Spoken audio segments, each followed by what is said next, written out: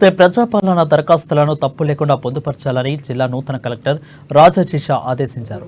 జిల్లా కేంద్రంలోని కలెక్టర్ సమావేశంలో మందిరంలో ప్రజాపాలన కార్యక్రమంలో భాగంగా ప్రజాపాలన సేవా కేంద్రాలు నిర్వహణపై సంబంధిత శాఖాధికారులతో సమావేశంలో పాల్గొన్నారు.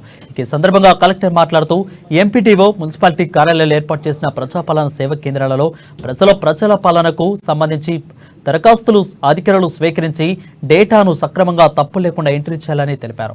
ప్రజాపాలన సేవా కేంద్రాలలో దరఖాస్తులు చేసుకునేందుకు అన్ని ఏర్పాట్లు కల్పించాలని అన్నారు. ఇప్పటికే ప్రజా సేవా పాలన కార్యక్రమంలో భాగంగా పథకాల కోసం ప్రజల నుండి తీసుకున్న దరఖాస్తుల వివరాలను ఆన్లైన్లో నమోదు చేసినట్లు తెలిపారు.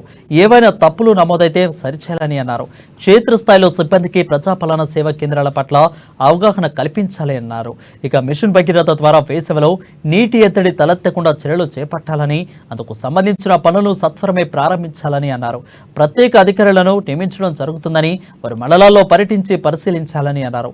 సమావేశంలో ఐటీటీఏ పీఓ పుష్పా గుప్తా, అదేవిధంగా అదనపు collector Shyamaladevi, trainee collector Vikas Mohato, తహసీల్దార్, ఎంపీటీవీలు, సిబ్బంది తదితరులు పాల్గొన్నారు.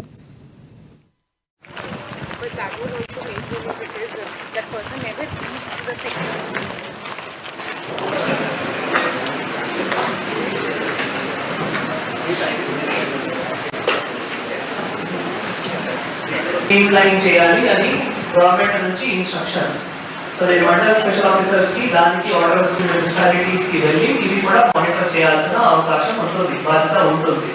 ప్రజాపాలన సేవా కేంద్రాలకి ఇది తొందరగా ఈడీఎం గారు ఇప్పుడు ప్రెజెంటేషన్ స్టార్ట్ చేస్తారు.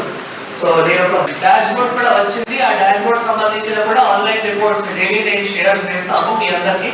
బ్లాంక్ ఫామ్స్ ఉంటాయి. So MPDOs and municipal commissioner blank form ఉన్న ఎంపీడీఓ మున్సిపల్ కమిషనర్ ఆయన దగ్గర పెడతారు.